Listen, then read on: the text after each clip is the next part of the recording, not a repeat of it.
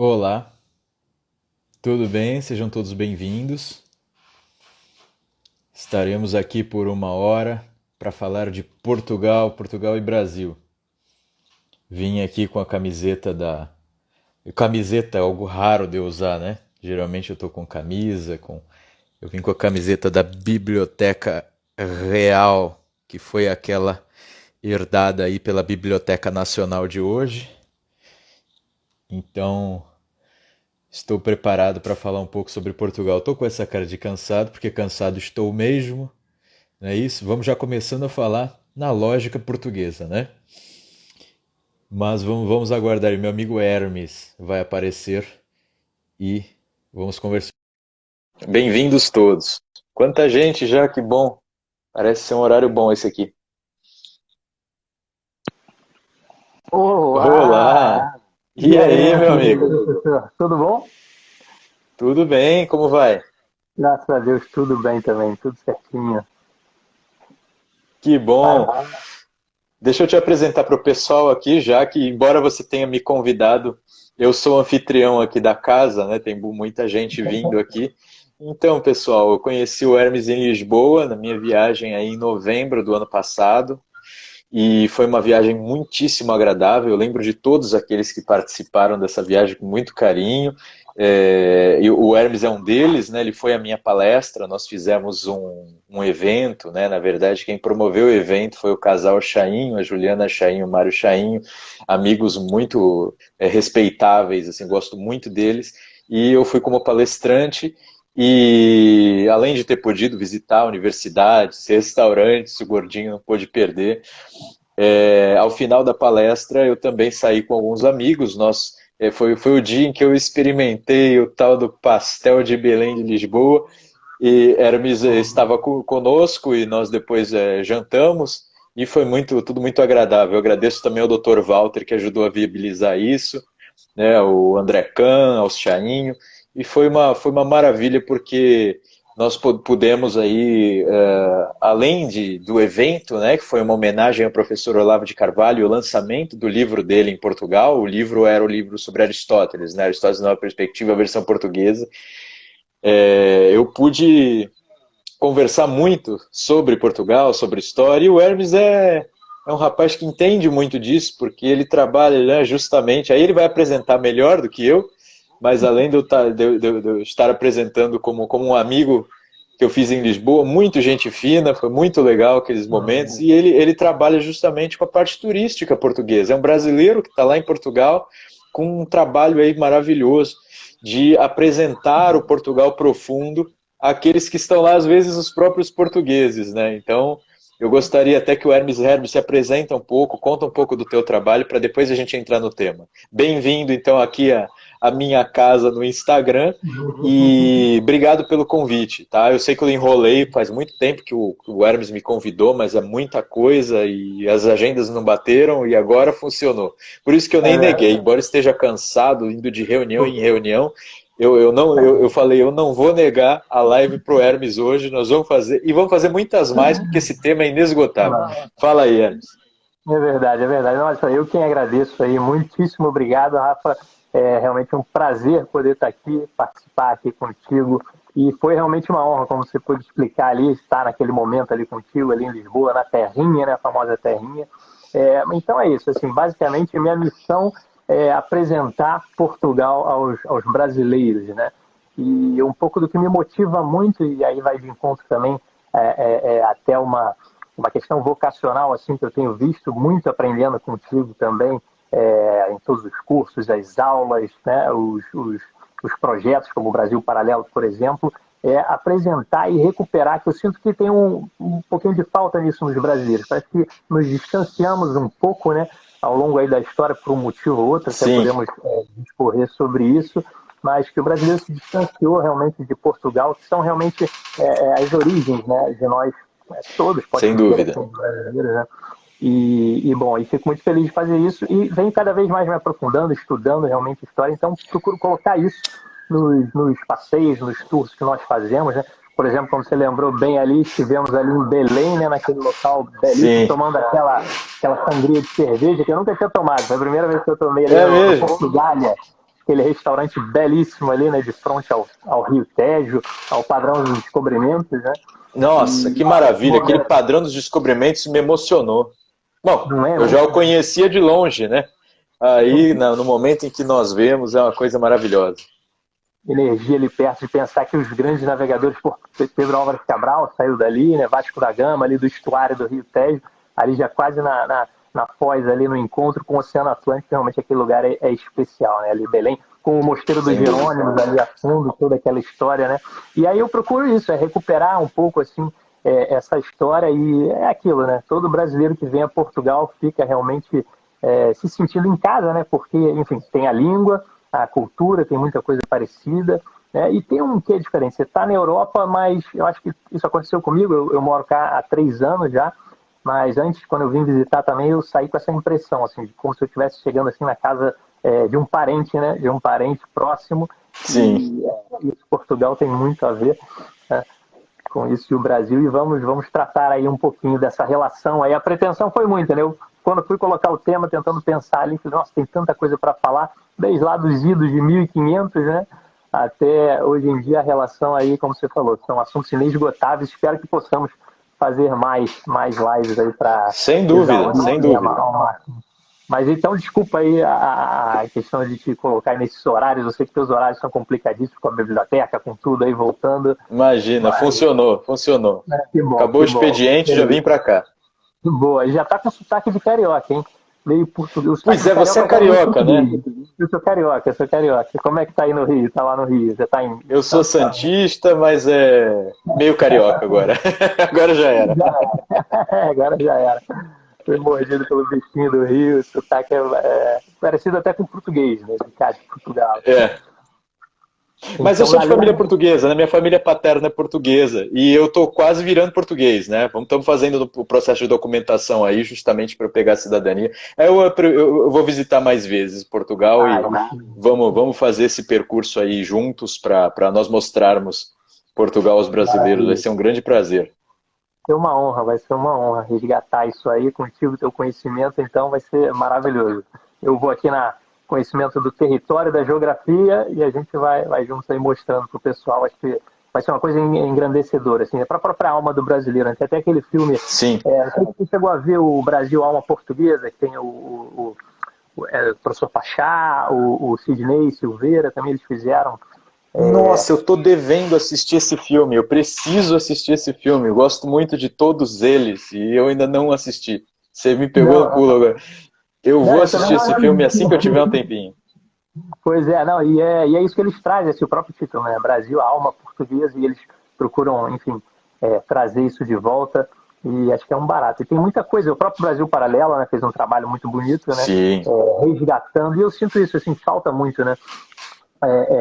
Outro dia eu receber uns clientes, uma professora de história e tal, e são coisas que ficaram assim ao longo da história, né, Rafa? Não sei como é que você vê isso, mas assim, são questões, temas que foram meio que abandonados, até talvez eu fique com o sentimento de que nos foi tirado, assim, né, e como que o Brasil foi descoberto por acaso, os portugueses chegaram lá e mataram todos os índios, é uma coisa que nós vemos ali, né? Como é que pode? Eles saíram com grandes caravelas, engraçado, né? Tem uma simbologia aí bacana.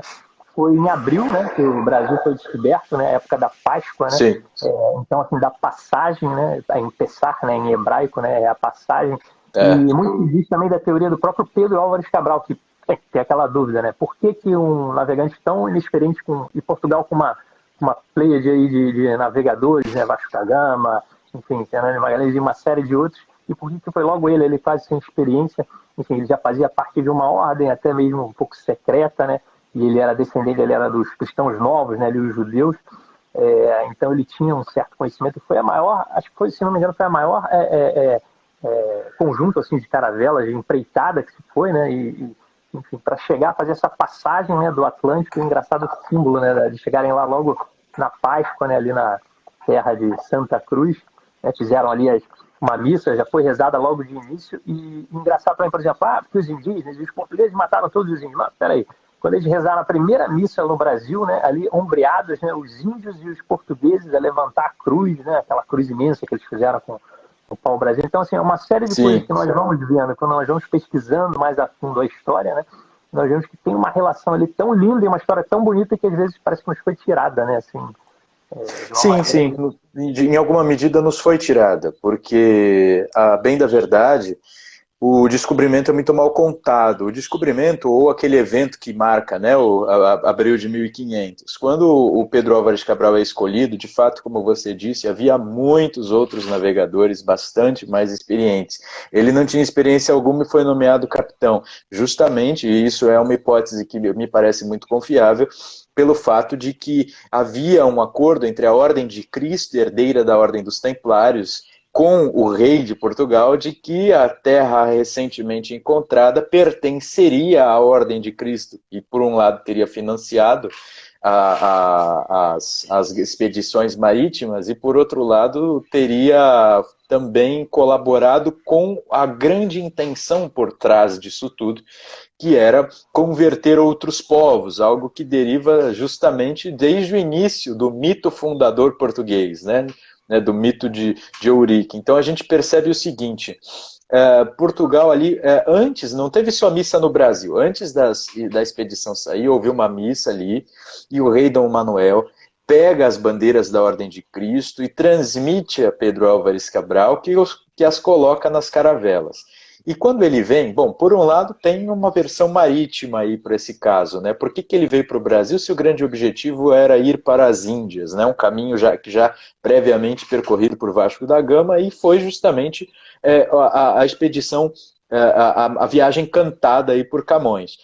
Na verdade, essa rota marítima, ela tinha que ser mais larga mesmo em relação à costa da África, porque ali na costa havia dois perigos, né? O primeiro era o dos cabos, que faziam com que fosse difícil navegar ali, né? Havia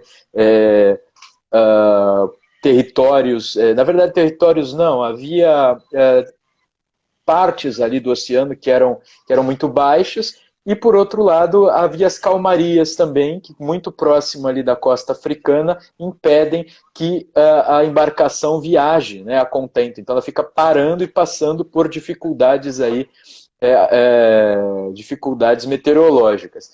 E aí ele vai dar a chamada volta do mar, né, que eles faziam uma volta um pouquinho maior para contornar o território da África, ele faz uma volta muito maior. Mas essa volta teria só razões marítimas. A gente tem que lembrar que ano era, 1500. O Portugal tinha em 1493 assinado o Tratado de Tordesilhas, né?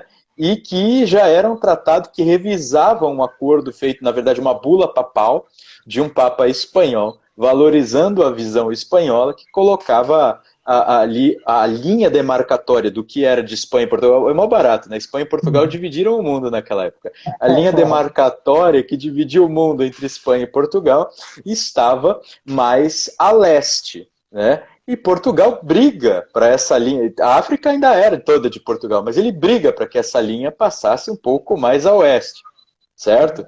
E aí você sabe que a Ordem de Cristo tinha segredos, como toda e qualquer ordem. Não faz sentido que eles ficassem divulgando conhecimentos a respeito de territórios, né? Então, provavelmente, essa me parece a versão mais lógica e mais confiável. Eles tinham conhecimento de que havia a oeste um território, e só que eles precisavam tomar posse. Guardaram o segredo. Aí, quando vão fazer a expedição, em vez de chamar só um navegador experiente, que era para encontrar novas rotas, colocam Pedro Álvares Cabral à frente. Ele vem e discretamente, porque não trouxe nem um dos signos era uma pedra, né? Ele não traz nem isso, traz só as bandeiras. Chega aqui, reconhece, toma posse, tem a carta de Pero Vaz de Caminha, e ele segue em viagem, então, a partir do Brasil para as Índias, né? E é muito interessante também ler na carta de Pero Vaz de Caminha, que é um documento que nos mostra muito do que estava acontecendo na época, e entre esses dados está a motivação, que ele diz assim, ó, parece que tem prata e ouro aqui, mas certamente aqui tem um povo fácil de converter, um povo que pode se tornar cristão, pode rapidamente, né, multidões inteiras podem se converter à fé cristã. Então aí nesse momento você vê também uma das motivações. Eu costumo brincar que aquele era um momento que unia a modernidade com a Idade Média, unia a fé com os desejos de riqueza e expansão. As duas coisas estavam presentes. Assim como quando os portugueses vêm para cá, você colocou a questão dos índios, né? Se havia um contato positivo ou só violência. Pensar em só violência é muito maldoso, cruel, errado e mentiroso. Mas, ao mesmo tempo, pensar que tudo foi só pacífico também é ingênuo. Porque, de fato, entre os portugueses havia, é claro, aqueles que representavam a Ordem de Cristo, havia aqueles que eram padres, aqueles que faziam parte de ordens religiosas de outra categoria, que não essa que descendia de uma ordem guerreira. E havia também uma série de homens que eram brutos, né? que eram realmente... havia degredados, então assim, tinha de tudo. E aí, chegando aqui, a princípio, o contato foi muito positivo lá em Porto Seguro. Posteriormente, as navegações que vieram para cá foram justamente ligadas pelo lado econômico ao pau-brasil, pelo lado político, para marcar o território, conhecer melhor as rotas, mapear, e pelo lado cristão, era já para identificar os locais onde seria mais interessante, porque eles iam deixando degradado, isso que é interessante, eles iam deixando algum cara para depois eles voltarem, e aí, o que tem aí? Então, em 31 anos depois, né, 1530, 1531, aí Portugal envia a primeira expedição, que era povoadora, era povoador. O pessoal que pensa, colônia de exploração, não, foi uma expedição povoadora, com Martim Afonso de Souza para São Vicente. E aí ele vem para cá, se estabelece, tem sim um convívio pacífico com os tupis que aqui habitavam. Houve posteriormente uma guerra de natureza, eram múltiplos fatores, entre os quais o cacique Piquerobi, que aqui havia 3 caciques principais, o Piquerubi, que corresponde hoje à cidade de São Vicente, o Caiobi, que hoje corresponde à cidade de Santos, e o Tibiriçá, que ficava onde hoje corresponde à cidade de São Paulo. Eles tinham aí uma relação boa, eram concunhados, mas ao mesmo tempo Piquerubi não gostou dessa história de cristianismo. E eles tinham a tendência bélica, eles eram belicosos, eles também não eram anjos, e chegaram os portugueses guerreiros aqui, eles guerreavam muito. E daí o que acontece? Há uma guerra entre Tibiriçá, Caiobi, portugueses, contra o Piquerubi, que naturalmente perde. E aí aqui se torna um território. Isso acontece na Bahia, acontece em Pernambuco, e geralmente o contato é muito mais pacífico. O que acontece para tal dizimação dos indígenas, o fator principal é a transmissão de um vírus. Olha aí, não é novidade. Exatamente. Não usavam máscara, não tinha álcool gel, aí não dava para... Passou gripe, eles não tinham, né, defesas e morreram vários indígenas aqui. De fato, isso aconteceu. Esse foi o primeiro fator aí que, de fato, causou a morte de muitos indígenas. Depois houve guerras trazidas já pela convivência, porque aqui, uma vez estabelecidos, os portugueses se entrosaram, inclusive amorosamente, com as tupis. E aí, exato. Daí você tem toda uma geração que já não é exatamente nem portuguesa nem tupi, é uma geração que vai ficando com características diferenciadas, né? E a tal da Ilha de Veracruz, em primeiro lugar, para os índios Pindorama, depois vai se transformar em Terra de Santa Cruz, posteriormente Ilha Brasil, depois Brasil. Essa região vai ganhando alguns contornos já específicos de cultura, de genética, de característica também econômica, diferenciada de Portugal. Mas falei demais já, se quiser trazer outro tópico, colocar um comentário, fica à vontade.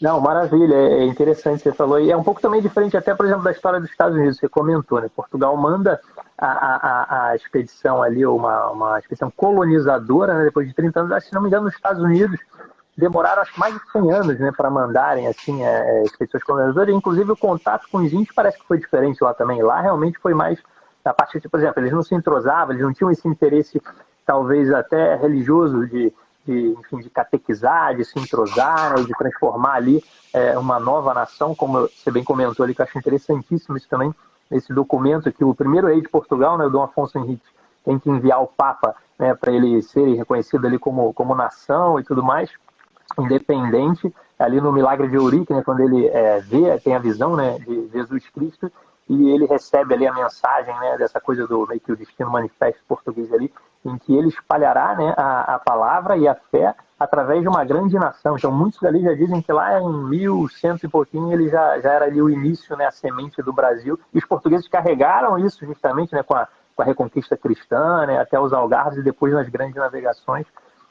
É realmente muito interessante essa questão. Exatamente. O destino manifesto dos americanos era muito para eles mesmos. Eu não digo americanos, eram os britânicos, fugindo de guerras religiosas da Inglaterra, que queriam encontrar uma terra sagrada, uma terra melhor, uma nova Canaã para eles. Né? E isso depois das primeiras tentativas colonizadoras absolutamente frustradas, primeiro por clima, os Estados Unidos, a região de Massachusetts ali, e para o norte são mais frios, né, do que as regiões inglesas. Ao mesmo tempo havia, os indígenas eram muito brutos ali também, mas você sabe que eles comemoram todo ano, talvez seja a festa principal deles, o Dia de Ação de Graças, que no fundo é uma comemoração local, eles acham que o mundo todo comemora, mas é uma comemoração deles. E que no fundo é um encontro, né, entre líderes britânicos ali estabelecidos, entre uma colônia, né, britânica da América, com os indígenas trocando torta, se entendendo, mas não se entendendo tanto quanto os portugueses se entenderam com os tupis do litoral brasileiro. Foi um entendimento absoluto, né, com conversões, com casamentos, com trocas. Lá não, foi assim, ó, estamos na paz aí, um não mata o outro, e enfim, eles conseguem sobreviver, porque houve sim momentos dramáticos naquela tentativa dos americanos, né, na verdade os britânicos, de se estabelecerem nos Estados Unidos. Às vezes iam 200 pessoas, faziam uma comunidade, construíam as coisas, aí voltava o navio. Quando ele retornava à América, estava todo mundo morto, né? Então, assim, essas coisas aconteceram lá, e aqui não teve isso. Então, foi muito diferente, sim. O nosso destino manifesto, nesse sentido, fazendo essa analogia, era pelo contrário de converter as multidões encontradas. Exato. Era de ganhá-los, não era de afastá-los, ó, cada um na sua. Então, de fato, isso é uma característica lusa, uma característica portuguesa. Se você notar bem, Hermes, você lembrar como é que se formou Portugal, né? Primeiro, se você vai ver, não vou tão longe, mas poderia estar até para a história. Se você for notar, pensa, vamos voltar assim, dane-se. Quem está ouvindo, espero que acompanhe. Pré-história, tá lá, né? Os hominídeos estão avançando. E daí chega um momento, eles vão avançando, se estabelecendo. E isso nós, às vezes dezenas de milhares de anos, às vezes centenas de milhares de anos, e eles vão avançando. Chega uma hora, não tem mais para onde avançar. Portugal é o limite. Entendeu? Portugal é o limite. Aí não tem para onde avançar, aí chega outro povo. Aí chega outro povo. Aí chega outro povo. Tem que se virar, entendeu? Exatamente. Foi uma amálgama, eles realmente tiveram que resistir a um ponto um território ali hostil, né? Realmente era um povo guerreiro. Exatamente. Aí você pode ver, aí depois de um tempo já desse amálgama sendo formado, você tem um povo que se forma, os povos celtas se formam ali. Aí, posteriormente, vão chegar os romanos. Quando chegam os romanos, você vai ter... O povo celta era bravíssimo, porque também para você se defender, você tem o mar, um oceano de um lado, impenetrável, invencível. E você tem do outro guerreiros vindo com toda a força, você tem que ser um guerreiro fortíssimo também. Então, os celtas deram um trabalho análogo ao dos germânicos para os romanos. E não tinha jeito, ninguém vencia ali. O grande herói formado nisso é o Viriato. Tem estátua dele em Portugal, o Viriato. E aí os romanos tinham dificuldade. Como é que eles conseguiram fazer com que a tribo do Viriato perdesse a guerra? Eles subornaram amigos do Viriato para que eles o envenenassem. Foi o único jeito. O cara era invencível também, era um herói. Exato. Os romanos eram... sabiam fazer tramóia. Aí chegam os romanos. Os romanos estabelecem... Meu Deus, a gente pode reclamar dessa tática dos romanos, mas havia ali nos celtas toda essa bravura, né? Já um estabelecimento também cultural ali, mas ao mesmo tempo os romanos vão lá, criam pontes, criam aquedutos, tem até hoje, né? Tem até hoje. Tem muitos lugares, tem lugares ainda muitíssimo bem conservados, Conímbriga ali no norte, perto dessa região que você falou ali do Viriato, são cidades romanas quase que inteiras ali, tem muita coisa ali. Exatamente. Aí a gente vê que os romanos se estabelecem e trazem essa coisa milagrosa que é a língua latina, né? E aí, na verdade, os lusos se tornam romanos, se tornam latinos. A nossa língua é o latim desenvolvido ou estragado. Eu não acho estragado. Eu acho maravilhosa a língua portuguesa. É a última Mas é uma espécie de latim. É verdade, é uma latim popular, né? Foi falado pelos soldados, se eu não me engano. E parece que os romanos vinham também aqui, em relação ao que você falou, através em busca dos metais também, e de armar o seu exército, porque parece que o povo era muito guerreiro aqui. Então eles vinham buscar os escravos, na época, como era tido também, né? E essa outra questão da escravidão também é uma outra coisa. Mas você vê... você imagina um choque de realidade, né? Assim, era uma nação vinda, né, ali da Europa, com toda aquela evolução, chegando lá com os indígenas assim que tinham estavam ali vivendo, sei lá, quase que o neolítico. Eles não trabalhavam ferro, não fiavam, né? Voltou, deixa eu lembrar, peraí, não estamos falando dos romanos chegando e encontrando os celtas, estamos falando 1500, os portugueses chegando aqui encontrando os tupis. Mas sabe por que eu fiz essa relação? Porque é semelhante, entendeu? Sim. Tem sua semelhança. É a primeira fase dessa globalização, né, que veio aí depois que... Os portugueses já tinham vivido isso 500 vezes, porque depois dos romanos, né, vem os visigodos, que eram no fundo germânicos, né? Até então, provavelmente os lusitanos tinham aquele jeito mais latino, inclusive o aspecto. Vem os germânicos, daí vem a parte lusa, que tem esses olhos claros, cabelos claros. Mas os celtas também tinham um pouco disso, porque eles compartilhavam ali, em termos de homogeneidade cultural, uma parte com a Irlanda, com a Escócia. Mas aí chegam os visigodos depois de Roma, depois dos romanos, transformam no reino visigótico. Posteriormente vêm os árabes. Todas essas vezes foram encontros de culturas, foram choques culturais. Sempre foi choque cultural ou encontro cultural, mas geralmente choque. Aí vem os árabes tomam todinho o território, que era Portugal, né? E não era um Portugal-Estado ainda, eu estou me referindo assim por analogia, né? O território onde hoje existe Portugal era Roma, depois Reino Visigótico, depois foi um califado, e posteriormente, a partir das Astúrias ali, houve a Reconquista, não é isso? E aí, de pouco em pouco, com muita dificuldade, aparece o Condado Portucalense, depois vem vindo as conquistas de parte a parte de Portugal até chegarem ao sul. Mas você vê, o encontro dos portugueses com os indígenas aqui do Brasil, no fundo, é muito semelhante a todos esses encontros. Era uma nação que já tinha vivido isso constantemente. E ela não só tinha essa ideia de, bom, o mais forte prevalece, havia uma troca. O português tem um pouco de celta, tem muito de romano, tem um pouco de visigodo, tem um tanto de árabe, sim, tem. Eu fiz, inclusive, eu já falei, né, minha família paterna é portuguesa, eu fiz um exame de DNA para identificar a ascendência. Eu juro para você, tem irlandês, que provavelmente remonta essa parte céltica, tem árabe, entendeu? Tem muçulmano, tem tudo, tá tudo junto. É verdade, entendeu? É verdade. E como é que eles conseguiram juntar nisso e fazer um grande império, né? Aquele povo ali naquele cantinho que você falou ali da Europa, né? E eles tinham muito isso também, né? Assim, ao longo desses séculos todos, acho que eles desenvolveram isso, né? Por sempre ali massacrado com esses choques que você falou. E eles se viam assim como, né? Como um povo meio que escolhido por Deus, também eles falam, né? Deus não escolhe os capacitados, ele capacita os escolhidos. Então eles tinham aquilo como algo formador da própria alma civilizacional deles, né? Que levou até o Brasil, né? Nós fazemos parte disso também. Como você acabou de falar nesse estudo genético aí, se a gente for fazer, né? Tem índio, tem escravo, tem africano, tem... Eu tenho tudo isso. Humana, celta, e é um barato também. Aqui tem muitos lugares, se a próxima vez que você vier, eu vou te levar a Sintra. Sintra é lindíssimo também, é uma cidade. Nossa, vamos. E esse nome Sintra deriva de um nome celta, né?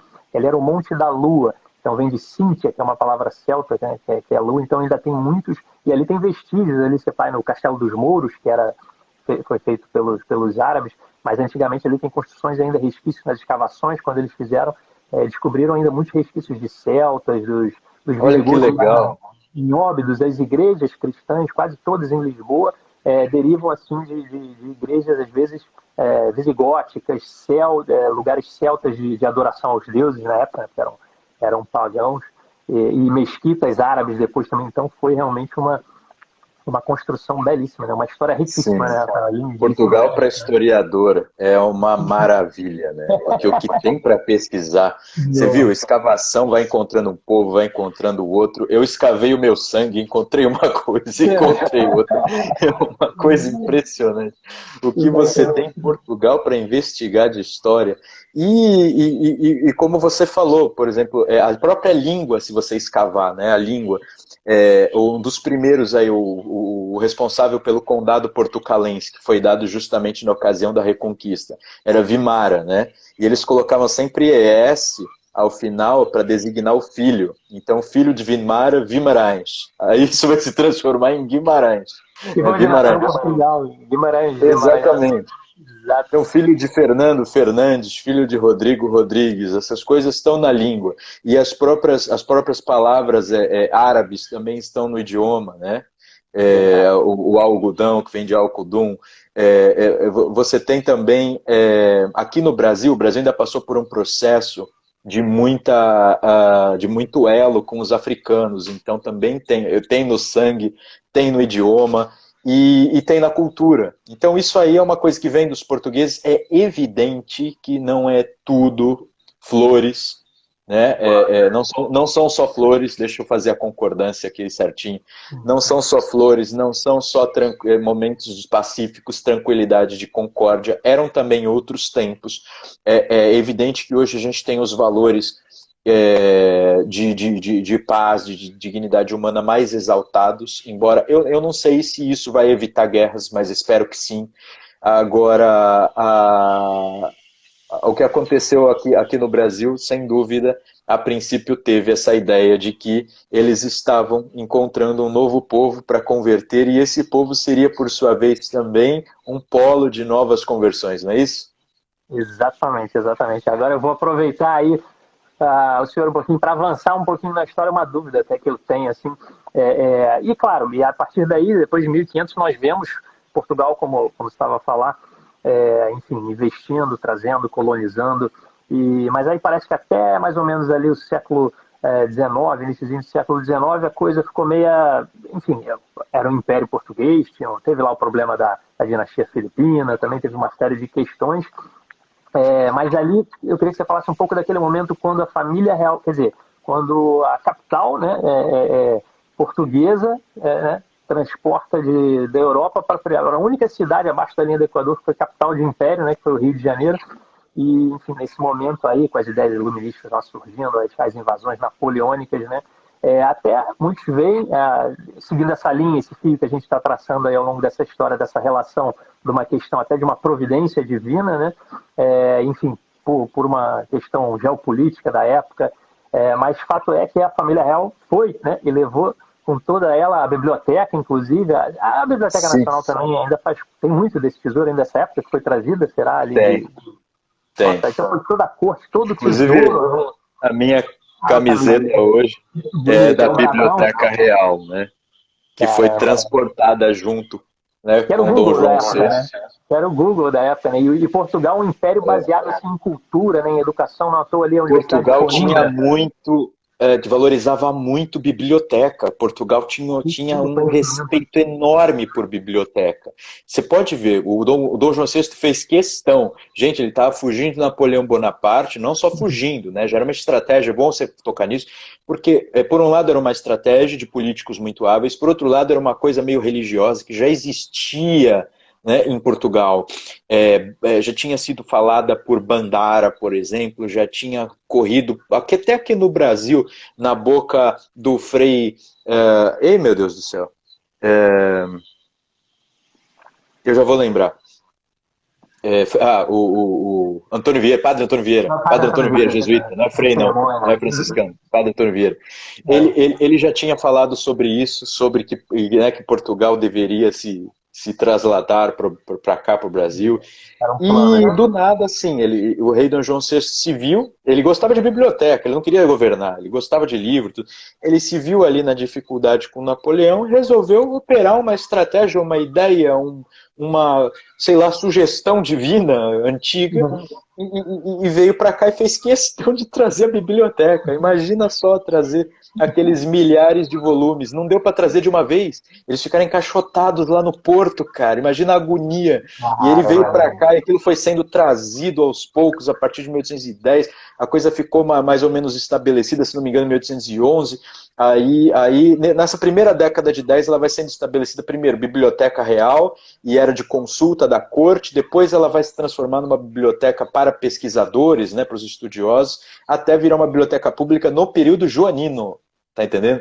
Não é nessa sede que eu presido hoje, naturalmente. Essa sede, ela remonta ao século XX já é do início da República. Mas ele trouxe aqui num hospital, ele colocou os livros e formou ali um ambiente para a biblioteca. Então você vê... E olha só, o Hermes, quando Dom João tem que voltar para Portugal, por causa daquela ocasião da Revolução do Porto, Dom Pedro fica aqui, né? Ele deixa a biblioteca, não deixa? Deixa. Quando o Brasil declara a independência, Dom Pedro não quis devolver a biblioteca. Vai ficar. Não quis. Não. Interessante, essa eu não sabia, interessante. Agora, não quis, ele briga por ela. Olha. E aí, na época do reconhecimento da independência, é cobrado uma fortuna. O Brasil estava empobrecido pelas guerras, cobra uma fortuna e ele paga. Dom Pedro I paga. O ministro era o José Bonifácio. Também orientou nesse sentido. Agora Bonifácio. Orientou nesse sentido. E o Bonifácio nomeia o primeiro diretor. Na época não era presidente, nomeia o primeiro diretor. Tanto que perto da minha sala lá, tem um busto enorme de José Bonifácio, justamente escrito isso. Foi o primeiro a nomear o diretor da biblioteca do Brasil independente, evidentemente, de Portugal. Ela veio de Portugal. Eu não sei se você sabe, não é a biblioteca antiquíssima de Portugal, porque é a biblioteca... isso é uma tristeza. Mas vamos lá. A biblioteca foi destruída, né? Pelo terremoto, pelo maremoto, pelos incêndios. Ela foi destruída. Essa é a biblioteca reconstruída no século XVIII e veio para o Brasil no XIX. Ela foi destruída. Uma coisa tristíssima de se lembrar. Imagina, era uma das maiores bibliotecas da Europa. Era uma das maiores bibliotecas do Ocidente. Foi destruída por um... É uma coisa muito triste. De qualquer maneira, é legal lembrar disso, né? Que eles brigaram pela biblioteca. Caraca, isso é interessantíssimo, não tinha a menor ideia, Tem outra biblioteca lindíssima também, famosíssima ali em Coimbra, que talvez até o próprio José Bonifácio, que ele era da geração coimbrana, né? Ele é um dos pais fundadores, né, do Brasil, é uma das maiores, e é outra personalidade assim quase esquecida, né, por todo mundo, que foi parte fundamental do Brasil, né, como nós conhecemos hoje, e devemos muito a ele também, e é quase que um personagem assim que quase ninguém fala, ninguém sabe, também nos foi tirado essa questão dos nossos heróis nacionais, né? Porque acho que falta um pouco isso assim, no povo brasileiro, assim, um orgulho. É engraçado como quando as pessoas chegam aqui, esse resgate, essa vontade de resgatar essa história, a importância da história, né? Na vida de todos nós, saber de onde nós viemos. Porque parece que tem um vazio ali, né? O Brasil veio do nada, está indo para o nada, é um negócio meio à deriva ali, meio perdido. Quando você consegue juntar, fazer esse fio condutor aí com a história essa belíssima que você está traçando aí, e vamos, se Deus quiser falar ainda mais, bastante, dá um outro sentido, né, para nós mesmos, assim, como dá um outro sentido. Ô Hermes, eu acho que desse problema que eu chamo de amnésia histórica, a amnésia histórica não é só um mero esquecimento, né? O esquecimento de conhecimentos é um esquecimento de virtudes, é um esquecimento de exemplos, entendeu? O esquecimento é mais do que simplesmente, não lembro o que aconteceu. Eu não lembro que aquilo era possível. Não é? A referência total imaginária. Eu não lembro daqueles conhecimentos. Alguns conhecimentos técnicos já passaram, realmente hoje não tem tanta importância. Muitos outros não, são importantes. Então esse esquecimento, ele nos desumaniza e nos desvincula com os nossos ancestrais. A humanidade, hoje em dia a gente tem esse conceito de humanidade como algo de fundo, essencial. Falta Aristóteles para entender isso. É claro que todos são seres humanos e merecem respeito à sua dignidade humana. Mas existe algo que nos engrandece, isso que está faltando. Nos torna, digamos, mais plenamente humanos. E uma das coisas é justamente a memória. A memória nos traz o acesso a possibilidades vitais. E quando você, por exemplo, eu acho que Portugal também padece disso. Porque eu não sei se todos os portugueses sabem que Portugal teve alguns dos maiores guerreiros. Você vai estudando a história de Portugal, é uma coisa absurda. Teve um que ele estava dando tiro contra o inimigo, acabou as balas, ele arrancou um dente para usar de balas. Tem umas histórias, tem umas histórias de heróis portugueses. Cara, o Camões perdeu um olho. Continuou lutando, escrevendo, ele naufragou, não deixou os Lusíadas se perder, ele morreu pobre, mas não deixou de escrever poema, ele escreveu poema por rei, e mesmo assim ele seguia em frente. Você está entendendo? Isso, o português é bravo, aventureiro, intrépido, por isso que foi o povo que enfrentou o tal do mar oceano, que era o invencível, né? Então isso falta. O português está entrando muito nessa decadência europeia, de se sentir mal por ser europeu, de se sentir culpado por crimes que não cometeu, porque uma coisa é você, a amnésia histórica também, ela faz você esquecer os erros. Só que hoje em dia, as pessoas estão destruindo a autoestima, porque ficam forçando só os problemas e os erros. Isso não faz bem para ninguém. Você tem que... É claro, você tem que superar os erros. Os portugueses erraram nisto e naquilo? Bom, não erremos mais nisso, mas e as grandes conquistas em virtudes, em capacidades humanas que esse povo, essa nação conseguiu desenvolver? E o Brasil herda isso. Eu lembro que o Fernando Pessoa escreveu, eu não lembro, acho que foi num texto de prosa, mas não foi num poema, que os portugueses são moles porque os melhores portugueses foram para o Brasil, que eram os mais aventureiros. Mas não adianta também usar todo esse espírito intrépido só para o MMA, né?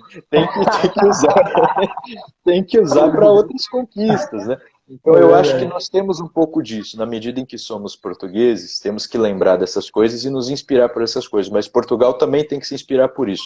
E aqui no Brasil, mesmo na nossa própria história, o Bonifácio é um que, por exemplo, embora ele não seja esquecido pela historiografia, ele foi tratado por historiadores. Ele é esquecido pelos professores de história, pelos livros didáticos. Ele é mencionado assim,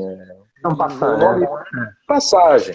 Não é contada a história dele, que é uma história realmente de crescimento, de personalidade, de desenvolvimento. É óbvio que teve erros. Eu não estou falando que ele é o São Bonifácio II ou qualquer coisa assim. Pelo amor de Deus, não sejamos também ingênuos, senhores. Eu estou falando, existem heróis e existem santos. Alguns nos dão exemplos de algumas virtudes. Outros nos dão exemplo de virtudes já divinas. Que só se Deus realmente ajudar, ou se você se superar, indo além do humano, você chega lá. Mas não são inúteis. Você só vai pensar no topo, você não vai chegar.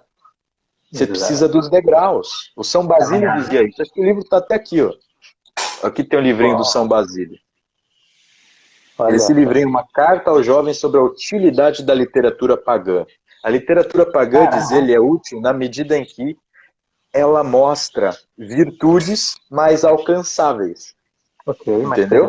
Mais direto. E aí você pode alcançar, subir esses degraus para que você também chegue num momento em que você queira subir aos degraus da santidade. Mas elas são, a literatura pagã pode ser, claro que ela pode ser má, no sentido se você só lê porcaria ou se você ler mal, entendeu? Se você se inspirar pelos personagens errados, é preciso também de guia.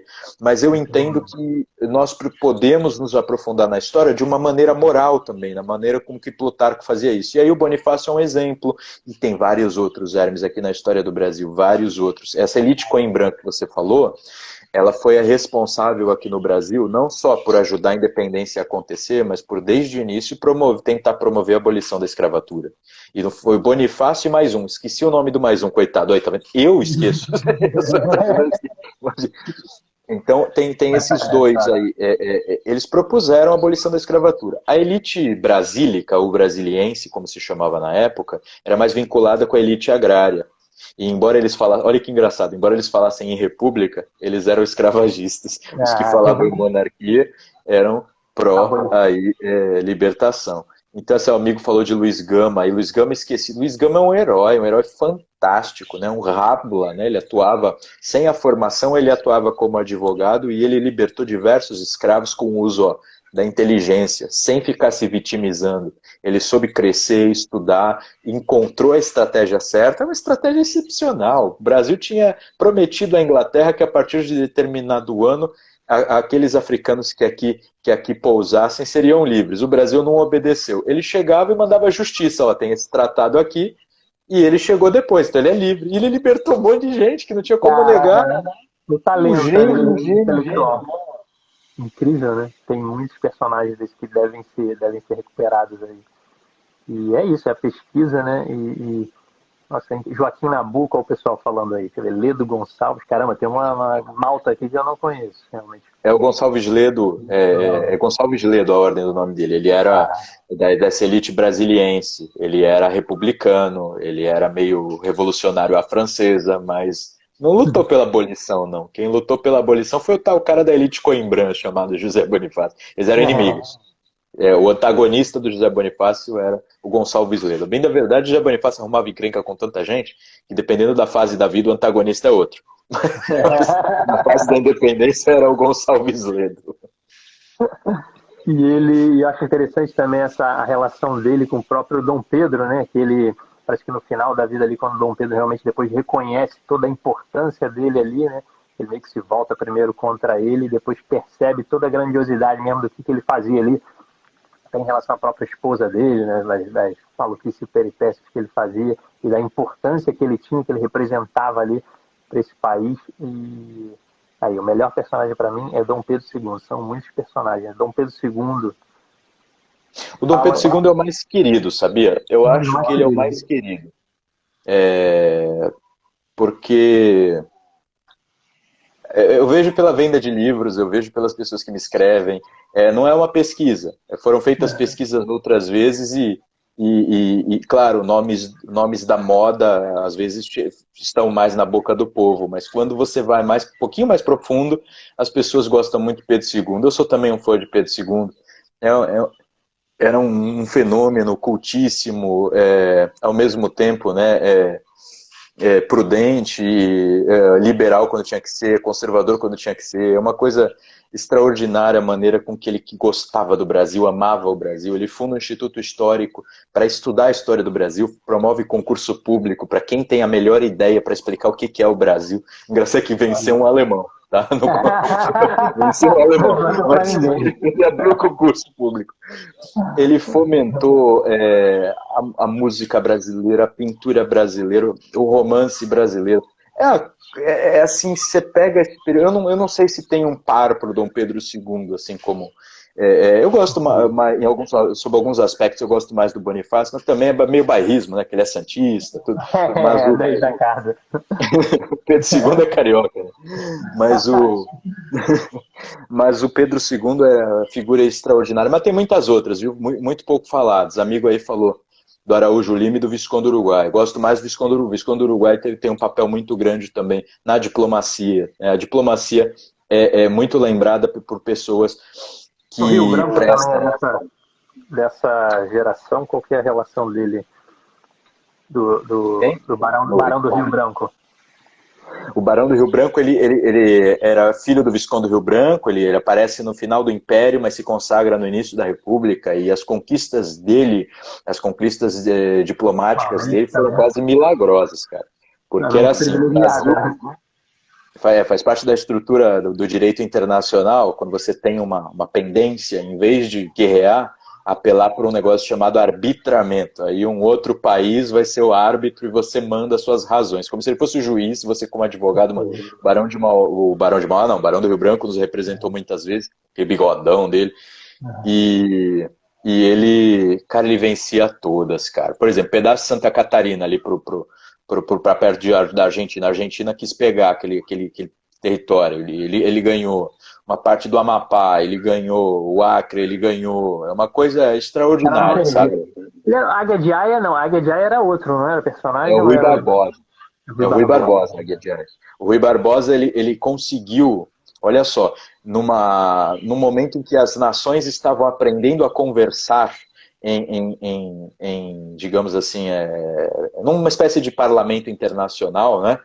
Ele leva em Haia, na Holanda, a ideia de que os países soberanos têm igualdade, porque os países ali da Europa e os Estados Unidos sempre votavam e tinham preferência para tudo. Poder E foi diverso. o Brasil que sugeriu isso, foi o Rui Barbosa que sugeriu. Cada nação soberana tem a mesma importância, tem paridade no concerto das nações. E ele foi aplaudido e essa teoria da equanimidade acabou ingressando no direito internacional. Isso é uma coisa extraordinária também. Um amigo aqui citou Vidal Negreiros, Felipe Camarão, são os heróis da batalha de Guararapes, lá em Pernambuco, contra os holandeses.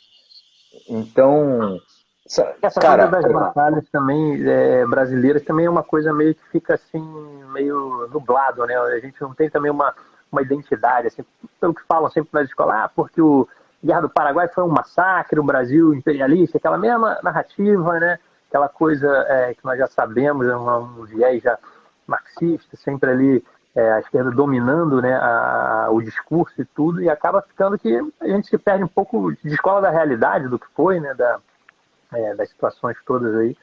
Então... Sim, tem. Gente, ó, eu sou adepto da escola de Cambridge, a gente tem que entender os conceitos onde eles nasceram. E aí você faz uma analogia, os fatos também precisam ser entendidos dentro dos momentos históricos. As pessoas, por exemplo, que falam monarquia escravagista e república liberta, o cara está no mundo da lua, porque a República Norte-Americana também era escravagista, se o Brasil tivesse sido república, também seria escravagista. A monarquia inglesa que lutou, foi a primeira a lutar contra o tráfico dos escravos, contra a escravidão como um todo, e a que mais pressionou o Brasil. É coisa de quem delira, de quem justamente quer fazer uso de conceitos históricos só para fazer política, entendeu? Então, de fato, a gente precisa... Cara, precisa dessa história na sala de aula, para incentivar. A história da sala de aula não tem que ser só cobrar conceito econômico, sabe, aqueles números, idade, classe social. Isso é um porra. Eu sou professor de história e acho isso um porra. Imagina, criança de 14 anos tem que entender por que a burguesia... Ah, vai pro inferno, meu irmão. Outras narrativas, as histórias das vidas. Vocês concordam? O pessoal que está assistindo, concorda comigo? Não é?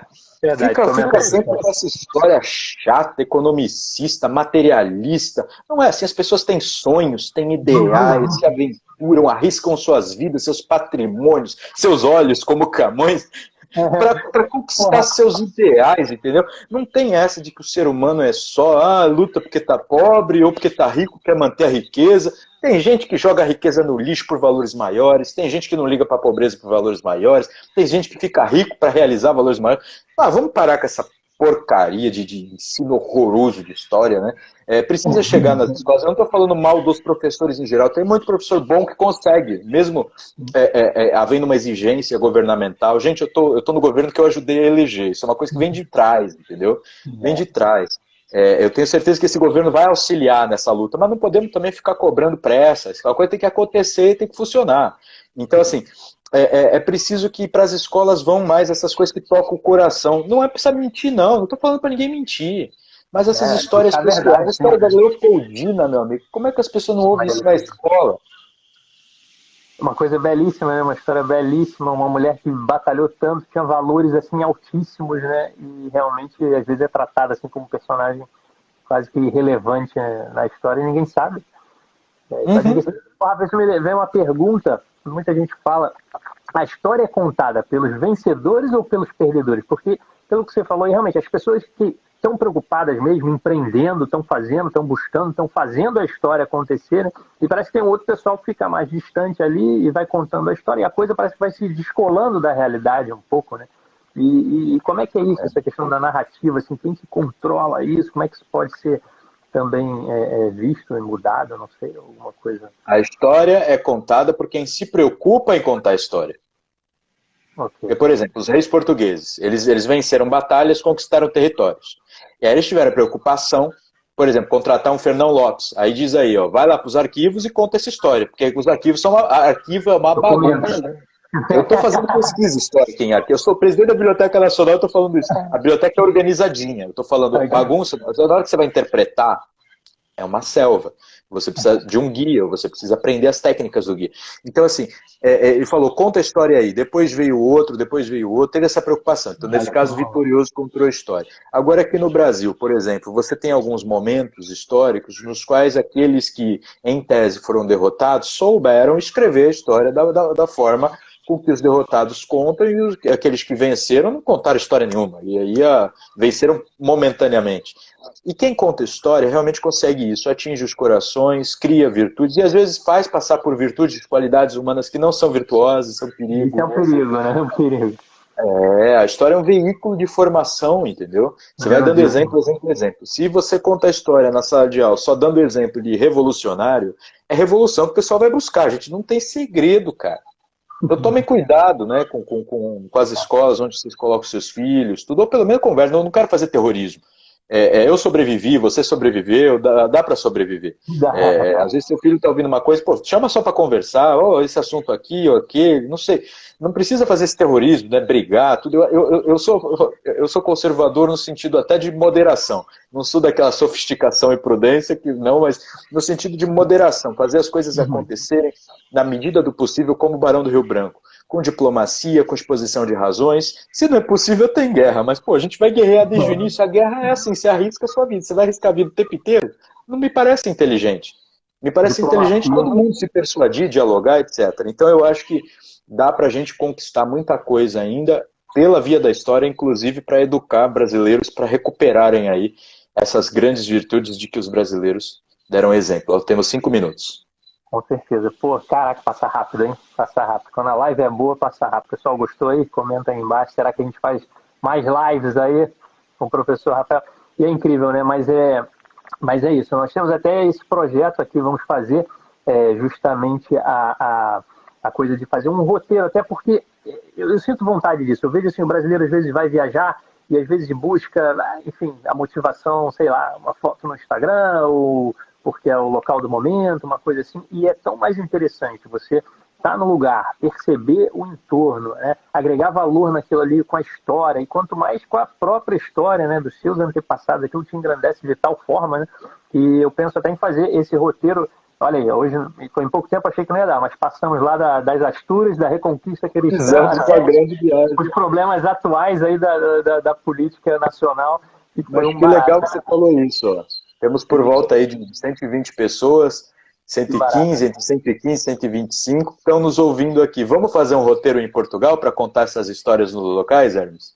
Vamos, vamos. Eu estou disposto demais assim, a fazer isso. Vim descendo ali, acompanhando esses locais históricos e, Olha que enfim, legal. estudando. Ia ser um barato, hein? O que você acha da gente Eu acho promover um... ótimo. E estamos com mais de 100 testemunhas aqui. Vamos fazer, vamos Vai ser fazer. Eu uma vou coisa estudar mais... como um louco. Eu não sou especialista em história de Portugal, mas tenho estudado justamente para corresponder a um pedido do Thomas Juliano. Meu amigo Thomas Vai fazer Juliano, um... um abraço. Você vai estar escrevendo um livro Então, com eu estou ele? escrevendo um textinho justamente sobre a parte de Portugal. E eu gosto de Portugal. Agora eu vou virar português, então eu vou estudar mais ainda. Uma bela E aí, meu contratação amigo, em Portugal. vamos nos unir e vamos contar a história de Portugal lá em Portugal. Vamos contar essa história direito aqui na terrinha e ajudar os nossos queridos conterrâneos brasileiros a recuperar aí essa parte importante aí do nosso passado, que tem muito a ver, né, com esse irmão mais velho aqui, que é Portugal. E um barato, vamos fazer. Exatamente. Hermes, bom, 3 minutos e meio. Muito obrigado pelo convite. O Hermes é uma eu pessoa que muito agradeço, uma gentil. honra. Lá em Portugal, o Hermes nos mostrou uma série de coisas, foi muito gentil, companheiro, gente boa, e eu garanto que quem for a Portugal merece aí acompanhar. Fala do teu trabalho e como é que as pessoas podem conhecer e chegar. Pois é, quem quiser, quando abrir essa fronteira, quando passar um pouco essa questão aí, em breve, talvez, a previsão aí talvez seja para setembro, né? Nós temos aqui uma agência de viagens também, então conhecemos aí, percorremos todo Portugal, algumas cidades da Espanha, fronteiriças ali, Santiago de Compostela, Sevilha, algumas cidades próximas, e Portugal todo, né? As cidades importantes aqui, Coimbra, Porto, Lisboa, até os Algarves, Alentejo. Então eu procuro fazer isso, trazer sempre esse conhecimento histórico. Estou no início ainda engatinhando ali nas pesquisas, né, históricas, mas é uma coisa que me motiva, assim, que me move. Até nós estávamos conversando outro dia sobre questões filosóficas, né? Uma coisa que me busca muito é sempre entender o início das coisas, por que as coisas são como estão, né? Então nós vamos buscando ali, tentando desvendar, e eu procuro fazer pesquisas de fontes aqui de Portugal e fontes históricas. Excelente. Qual é o nome da agência? O pessoal está perguntando. O nome da agência é Book and Pen. É Book and Pen. Deixa eu travar aqui. Não sei se eu consigo como convidado, mas vou botar. Eu consigo. É o primeiro ou o segundo? Do Renato ou do Los Vilar? Pode ser dos dois aí. Dois, a minha irmã querida e o Renatinho. grande amigo também de São Bento, Colégio de São Bento lá do Rio, que nós Pronto. estudamos. Resende aí, maravilha. Essa aí, Book and Pin, pode procurar lá no Instagram, no Facebook. E é isso, acho que é um barato. A coisa muda de figura, muda de contexto e acho que a viagem se torna uma coisa assim mais bacana, mais engrandecedora, né, pra gente. E foi Perfeito, um perfeito. prazerzão, Muito cara. Valeu, sucesso. Rafa. Muitíssimo Muito obrigado sucesso a para a todos nós. agência. Valeu, Obrigado, muito obrigado a obrigado. todo mundo que está aí. Eu vi meu amigo João, que trabalha comigo, João Cabecinho, a Nina. Eu vi minha mãe entrou, não sei se ficou. Vi muita gente legal aqui. Barato. Vamos fazer outras, hein, Rafa? Vou ficar aí ao teu Vamos pé fazer. e foi um barato. Eu gostei muito, É só a muitíssimo primeira. obrigado de coração. Valeu, irmão. Fica com Deus aí, se cuida. Um abração. Até a próxima Abração. e valeu, cara. Valeu, brigadão. Fica com Deus. Um abraço. Até mais. Tchau, um abração. Até mais. Até a próxima.